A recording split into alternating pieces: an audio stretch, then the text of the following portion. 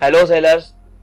तो आज हम अपने फ्लिपकार्ट मास्टर कोर्स के अंदर बात करेंगे फ्लिपकार्ट के मेनू के बारे में। उसके जो फुटर है, हर वेबसाइट का एक फुटर होता है जो उसके ऊपर रहता है, जो स्क्रॉल डाउन करने में नीचे नहीं आता, इसको फुटर बोलेंगे। तो ये फुटर के बारे में बात करेंगे, मेन्यू के बारे में, ये इसका मेन्यू है इसके बारे में आपको पूरा एक ओवरव्यू बताऊंगा मैं इस वीडियो के अंदर। फिर आगे वाली क्लास में अपन इसी जो भी ये आपका मेन्यू के अंदर हैगा, लिस्टिंग है, ऑर्डर टैब है, पेमेंट है, ग्रोथ है, इस सब की डिटेल्स के अंदर जाएंगे और इनके टूल्स क्या हैं इसके आगे बात करते हैं। तो मैं आज आपको पहले होम को मैं बता चुका हूं फर्स्ट वीडियो में कि होम का आपको किस तरीके से देखना है, क्या है का ओवरव्यू हैगा।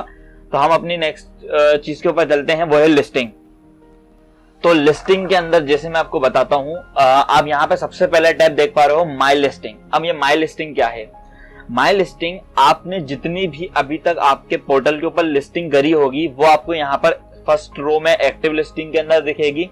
ठीक है, जैसे कि यहाँ पर आपको स्क्रॉल डाउन करते हुए पूरा का पूरा आपको लिस्टिंग दिख जाएगी। जो यूट्यूब के ऊपर वीडियोस होते हैं वो लोग सब हिडन रखते हैं, क्योंकि उनको ये चीज रहता है कि भाई हमारा जो प्रोडक्ट्स है वो दूसरे लोग कॉपी ना कर लें। अभी हमारे जिस स्टोर के ऊपर मैं बता रहा हूँ वो जनरल स्टोर है, यहाँ पे हर तरीके का प्रोडक्ट हम लोगों ने डाला हुआ है।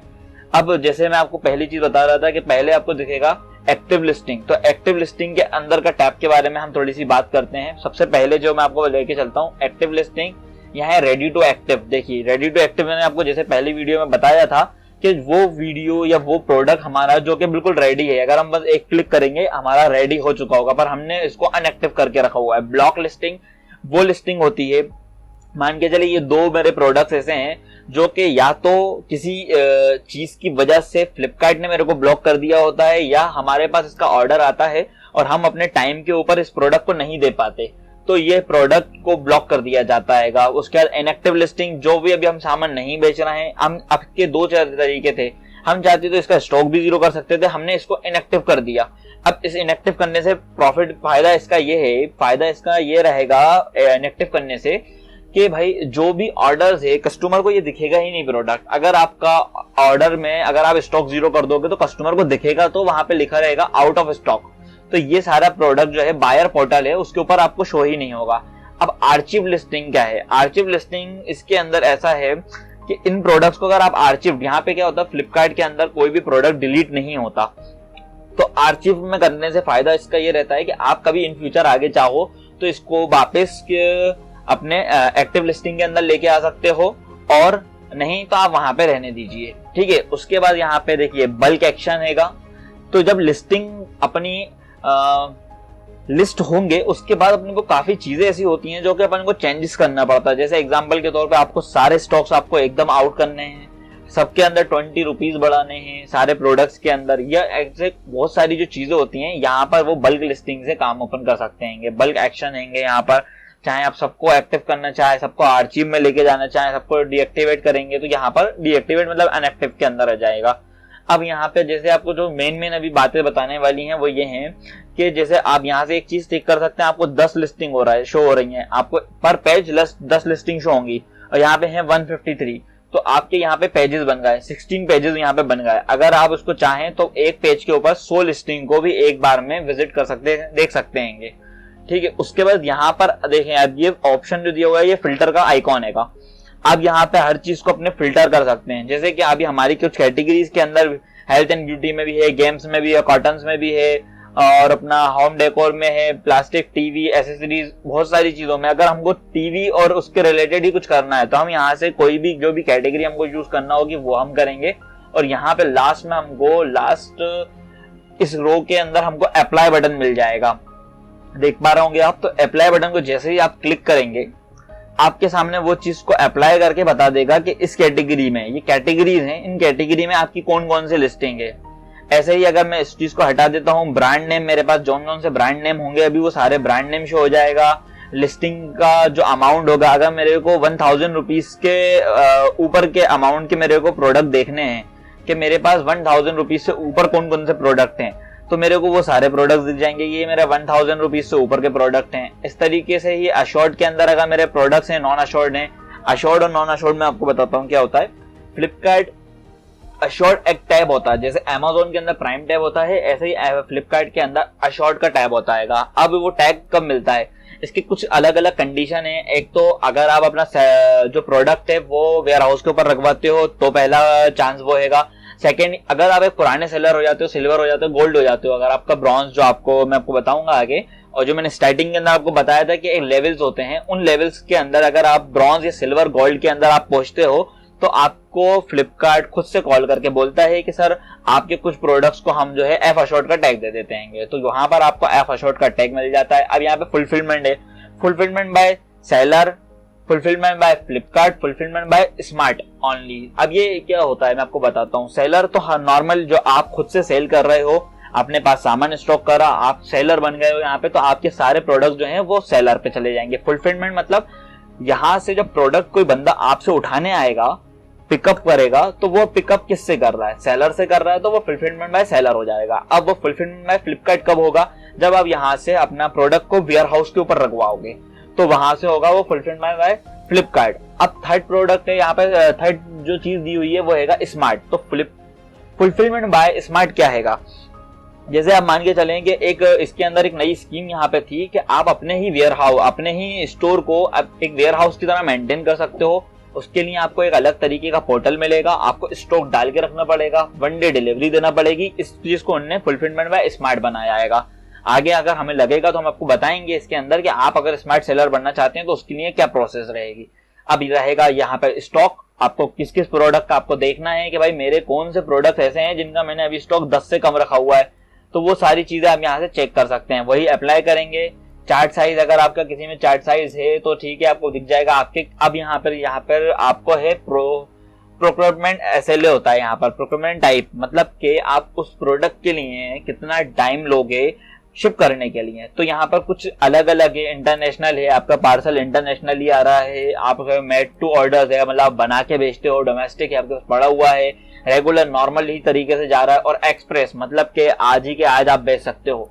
तो ये अलग अलग कैटेगरीज हैं। जब हम लिस्टिंग करेंगे तो हम इसके ऊपर बहुत अच्छे से जाएंगे, बताएंगे कि एक्सप्रेस क्या होता है। अब मैं आपको बेसिकली बताता हूँ अभी कि एक्सप्रेस वो लिस्टिंग है, जैसे कि अगर मान के चलो आज आपका एक ऑर्डर आता है, तो आपको वो ऑर्डर को आज 12 बजे तक का टाइम है, आप 12 बजे से पहले भी डाल सकते हो तो भी आपका आज ही के आज पिकअप हो जाएगा। नॉर्मली क्या होता है कि आपके पास 2 दिन का 1 दिन का टाइम रहता है। आज ऑर्डर आया, कल परसों, आप परसों तक ऑर्डर दे सकते हो। पर एक्सप्रेस में आप जब जाओगे, जब आपके पास स्टॉक अच्छा खासा होगा और आपके पास पैक करने वाले, या आप उसका फुली प्रॉपर बैठ के काम कर रहे हो, इससे सेलर रेटिंग में बहुत इंप्रूवमेंट पड़ता है। अब यहाँ पे देखिए प्रोक्योरमेंट एसएलए। अब यहाँ पे जैसे प्रोक्योरमेंट टाइप है, अब टाइप के बाद एसएलए 2 दिन का है, 1 दिन का है। अगर आप वो सिलेक्ट करना चाहते हो तो आप वो चीज को चेक कर सकते हो।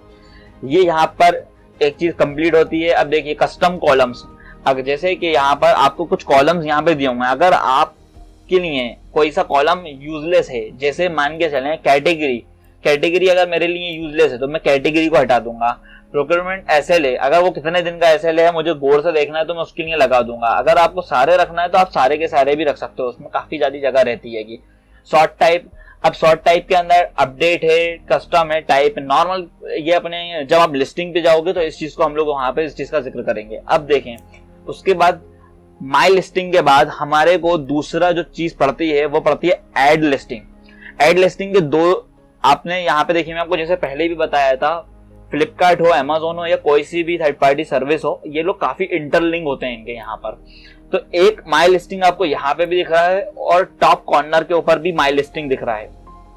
तो आपको 2 जगह से आप माई लिस्टिंग के ऊपर जा सकते हो। लिस्टिंग के 2 तरीके होते हैं, एक होता है सिंगल लिस्टिंग, एक है बल्क लिस्टिंग। अभी हम इसके ऊपर आते हैं। और इसके लिस्टिंग के बाद हम यहाँ पे एड लिस्टिंग से पहले आप देखें तो आपके पास एक सर्च बार रहता है। आप प्रोडक्ट को कितनी चीजों से सर्च कर सकते हो। आप FSN कोड होते हैं प्रोडक्ट के, आप उनसे सर्च कर सकते हो। टाइटल नेम अगर आपको याद है तो आप उससे कर सकते हो। SKU, एक यूनिक आईडी नंबर आप बनाओगे प्रोडक्ट का, आप चाहो तो उसके ऊपर भी जाके सर्च कर सकते हो। फिर इसके बाद हम देखेंगे कि ट्रैक रजिस्ट्रेशन। जब आप एक लिस्टिंग को लिस्ट करोगे, कोई प्रोडक्ट को आप लिस्ट करने जाओगे तो वहां पर आपको एक ब्रांड अथोराइजेशन लेटर लगाना पड़ता है, या तो आपका कोई नाम होता है कोई प्रोडक्ट का। जैसे मान के चले कैनवास मोबाइल्स हुए या 3M बैंड हुए या रियलमी, रेडमी, तो वो नाम जो है उनसे आपको ब्रांड अथॉराइजेशन लेटर लेना पड़ता है। या तो आपके पास आपका खुद का नाम हो, जैसे राजा गजा एक्सेट्रा वाईसेट, कुछ भी आपका नाम होता है, तो आपको वो जो नाम रखना पड़ता है वहां पर अपन को अप्रूवल को चेक करेंगे। मैं आपको दिखाता हूँ कुछ अप्रूवल यहाँ पर जैसे हम लोग लेते हैं, जैसे इंटेल के प्रोसेसर हुए, प्रोडक्ट हुआ, सेकेंड वेस्टर्न डिजिटल, तो आपको यहाँ पे लेना पड़ेगा। वो लेने का एक प्रोसेस होगा, इसकी इंडिविजुअल पूरी वीडियो बनाएंगे कि कितने तरीके, 3 से 4 तरीके से अप्रूवल लिए जाते हैं। एक बिल के थ्रू लिया जाता है, दूसरा ब्रांड अथॉराइजेशन लेटर की तरफ लिया जाता है, और थर्ड अगर आपका खुद का ट्रेडमार्क है उसके थ्रू लिया जाता है। फिर इसके बाद आती है इस लिस्टिंग के अंदर अपॉर्चुनिटी मैं आपको बताता हूँ, ये थोड़ा सा स्मॉल टॉपिक है, ज्यादा हमारे यूज में नहीं आता, मेरे तो नहीं आता, काफी लोगों के अगर आए तो वो आपको कभी अगर लगेगा तो इसके बारे में हम बताएंगे।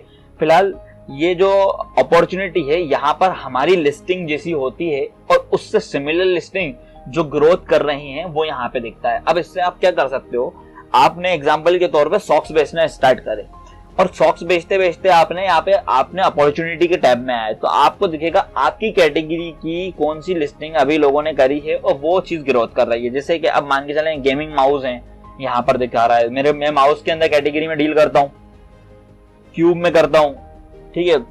तो उस कंडीशन में इन लोगों ने यहाँ पे मेरे को उस तरीके का माउस दिखाया जो कि अभी ऑन डिमांड हो गए। पर इससे क्या होता है, हर सेलर इसको जो कि बहुत नजरअंदाज करता है। उसके सिर्फ मेन रीजन ये है कि यहाँ पर जो प्रोडक्ट दिखाया गया, अगर मैं इसकी एड लिस्टिंग पे जाऊंगा तो इस लिस्टिंग की मेरे को कॉपी मिल जाएगी, बिल्कुल एज इट इज कॉपी हो जाएगी। अब जैसे कि आप यहाँ पे देख पा रहे होगे फ्लिपकार्ट स्मार्ट बाय माउस, तो अब फ्लिपकार्ट स्मार्ट बाय का जो है मेरे पास ब्रांड अथॉराइजेशन लेटर होगा ही नहीं, तो मैं उसको सेल ही नहीं कर पाऊंगा। अब यहाँ पे अगर मैं अदर कैटेगरीज में जाता हूँ तो जो भी इस वीक अच्छा खासा सेल हुआ होगा, तो या तो वो मेरे को उस टाइप से कोई भी प्रोडक्ट यहाँ पे दिखा देंगे। जैसे कि आप देखें बारबी डॉल आ रहा है। अब अगर मैं उस कैटेगरी में डील नहीं करता तो मेरे लिए उसकी परचेस करना, क्योंकि मैं बल्क में परचेस करूंगा जब भी जाके मुझे फायदा होगा, तो मैं यहाँ पर उन चीजों को इसने ज्यादा देखता नहीं हूँ। पर मैं आपको बताना चाहता हूँ, अगर आपको लगता है कि हाँ आप यहाँ से चीज को देख के मान के चलें कि यहाँ पे बताया iPad 7 जनरेशन कीबोर्ड, अब कुछ अगर यहाँ पर प्रोडक्ट है, तो वैसे भी इमेजेस में आते नहीं है, जैसे इसमें आपको इमेजेस मिल जाएंगे। जैसे मान लीजिए कॉर्सर का माउस इन्होंने दिखाया है अपन को, यहाँ पर कॉर्सर का माउस अगर आप सेल कर सकते हैं, आप ला सकते हैं उसके बिल के साथ, उसकी वारंटी के साथ आप सेल्स को सेल कर सकते हैं, तो आप उसका लिए ट्राई कर सकते हैं लिस्टिंग करके, ठीक है। तो इसके नेक्स्ट वीडियो के अंदर हम आपको बताएंगे। इन्वेंट्री के अंदर वैसे कुछ है नहीं, तो मैं आपको यहीं पे खाली कर देता हूँ, बता देता हूँ। इन्वेंट्री टैब उनके लिए होता है जो भी फ्लिपकार्ट के ऊपर अपना आइटम रखवाते हैं। तो अब यहाँ पर हमारे पास जितने सेलर्स हैं, बिगनर्स हैं, वो फ्लिपकार्ट के वेयर हाउस के ऊपर प्रेफर नहीं करते रखवाना, स्टार्टिंग के अंदर तो नहीं, बाद में ये चीजें काफी एडवांस हो सकती हैं कि आप चाहो तो आप फ्लिपकार्ट के जो वेयर हाउस है उसके ऊपर कुछ प्रोडक्ट्स रखवा के चेक करवा सकते हैं। अब हम लोग इसके बाद बात करेंगे ऑर्डर स्टेप के बारे में, ऑर्डर्स को किस तरीके से पेंडिंग करते हैं, किस तरीके से उसको मैनेज करते हैं, इस चीज के ऊपर हम बात करेंगे। Thank you.